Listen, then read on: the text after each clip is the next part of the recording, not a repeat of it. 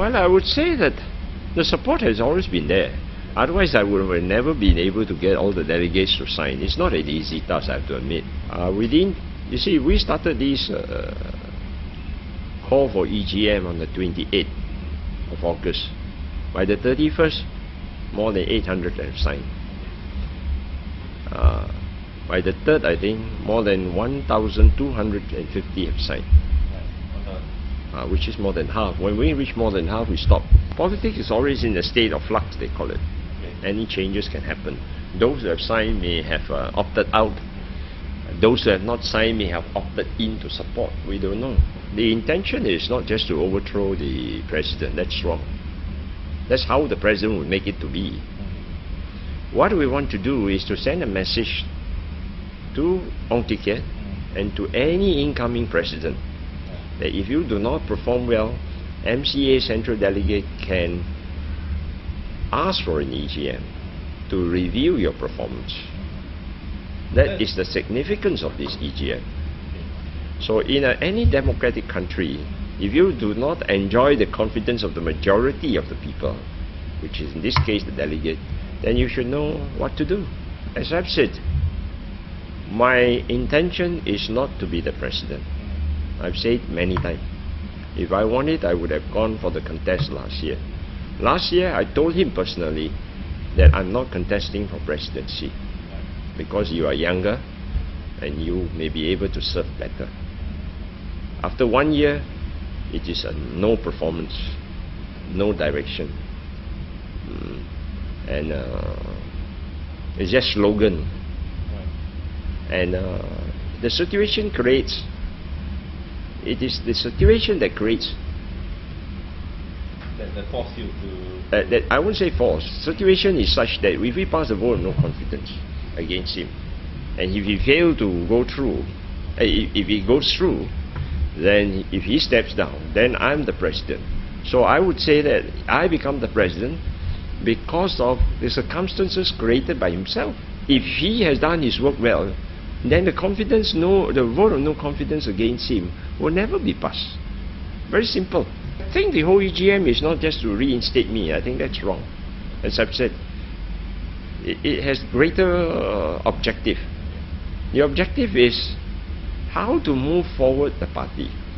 We cannot have an MCA right now which is divided.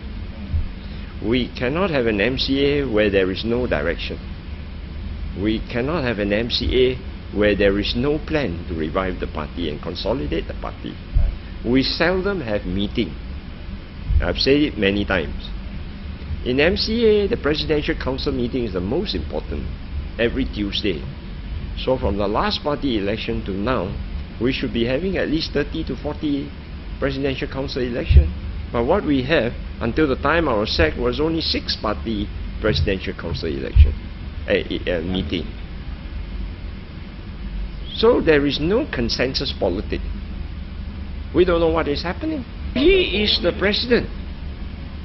He is responsible for leading the party. When Barisan Nasional do not perform well, the former Prime Minister of Malaysia, Pak La, took responsibility for it. When the last election, MCA do not do well, I admire Ong Katin's courage for saying, yes, we do not do well, I'm the president, I'm responsible for it. That's what democracy is all about. In any country, when the party do not perform well, the leader, if he is a respectable leader, first thing they do is to resign. So the same happened to Japan. So in this case, we just want to review. If he has done well, it's like a referendum on his leadership. If he has done well, no way the no confidence vote will go through.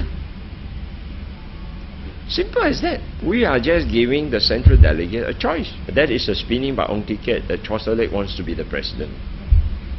And I've said that if I become the president, it is because of the situation created by himself, Ong Tee Keat, that a vote of no confidence is to be passed. When our people went for signing to requisition this EGM, I make so many calls to a lot of state leaders, and they say that if just to reinstate you, no way. They want to review his performance. And because they want to review his performance, we have to put in a resolution. And nobody is forcing the delegate to vote, please. No way. I feel that the momentum is there. It's there. The media doesn't know, because the media only see the big crowd and the hoo-ha. They don't know who are the delegates, but we are the one who knows. Oh yes, they are not interested. You can't blame the Chinese community. Because this fight is totally like a personality fight, which unfortunately has degenerated into a personality fight. And it all started by Ong Tee Keat. 1 week after he was elected as the president, he continued his personal attack against me, even up to now. When he goes and meet delegate now, he doesn't talk about MCA performance. He talks about my videotape. That's all. That's all that he's talking.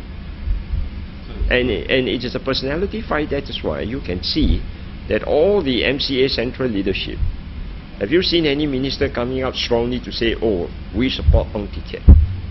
Have you seen any deputy minister who come out strongly that we support Ong Tee Keat? Why is that? I leave it to the people to decide. He always feels that I'm a tainted politician, not forgetting that he himself is tainted, I would say it.